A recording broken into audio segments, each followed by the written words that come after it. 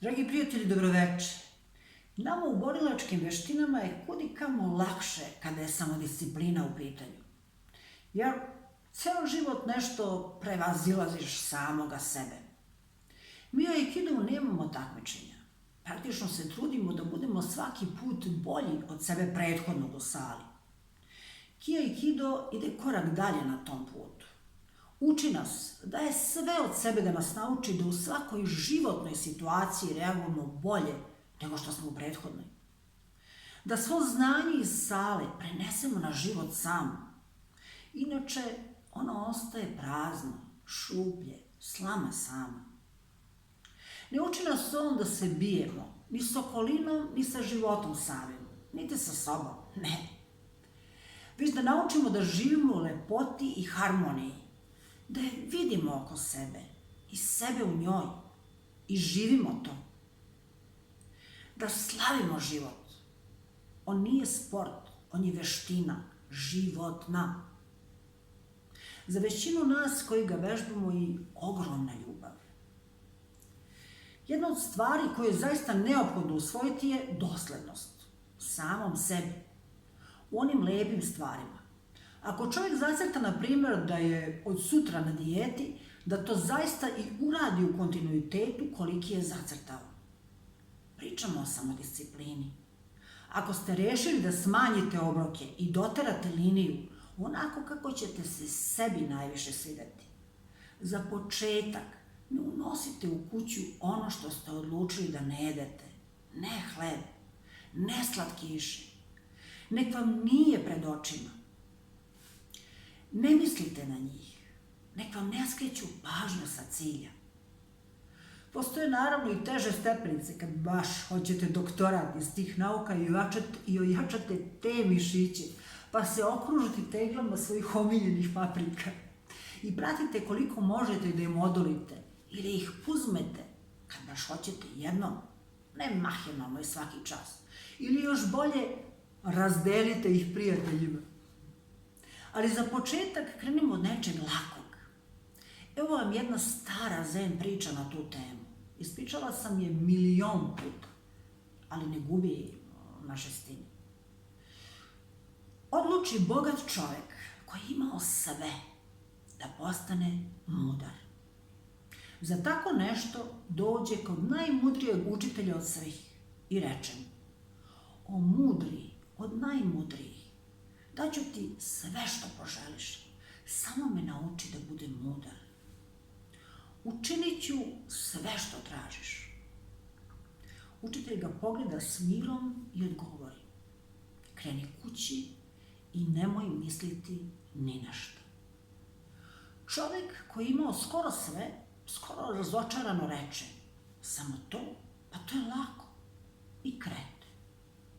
U trenutku kada je izlazio, učitelj doviknuo za njim: hej! I ovaj se okrete. Ali posebno nemoj misliti na majmune. Čovjek slagne ramenima i izađe. Kad odjednom, čim je kročio iz kuće mudraca, iskoči pred njega jedan majmun. Napravi još jedan korak, drugi majmun, viseći s drveta, ote mu kapu. I tu se odnekud stvori treći, četvrti, sa svih strana iskakali su majmuni. Vukli su ga za nogavice, za rukave, jer to je bila zemlja u kojoj su majmuni česti, kao kod nas psi ili mačke. I tako, čovjek se vrati i poče zaista da uči od mudraca. The end. To jeste jedna od najvećih mudrosti, naučiti isprazniti da bismo svesno i sa namerom u njega stavili ono što želimo mi, a ne neko drugi. Ili što bi moj otac rekao: kad je moja žena bila trudna, sve su mi žene bile trudne.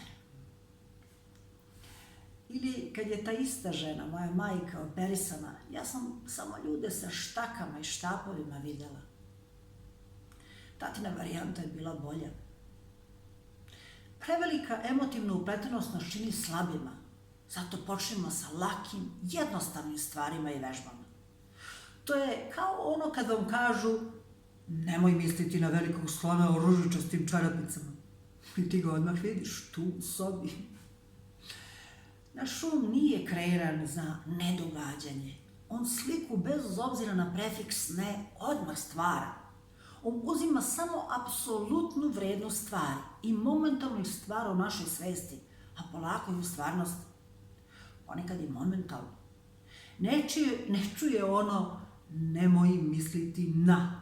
On čuje samo ono majmune, majmune, majmune, slonove, oluje, krahove, padove i množava ih. Proterajmo te reči iz našeg rečnika i uma. Univerzum ne zna za reč ne. Ne dozvolimo da budemo manipulisani. Evo, i ja je upotrebih. Nije lako, ali kako bi se to moglo okrenuti u našu korist? Inače smo bukvalno hakovani preko te male rečice ne. Moramo paziti šta puštamo u naš um.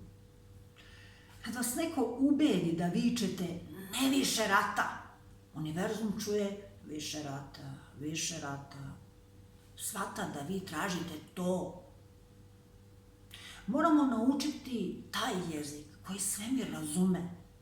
Zato se okrenimo miru i živimo ga u svakom svom danu. Zato su vežbe pražnjenja uma i fokusiranja konkretno na ono što hoćemo izuzetno bitne. I to je jedna vrsta treninga. Eto, dragi moji ljudi, i posebno mislite i fokusirajte se na harmoniju, ljubav i lepotu. Za sve, majmune i ostalo, otpustite.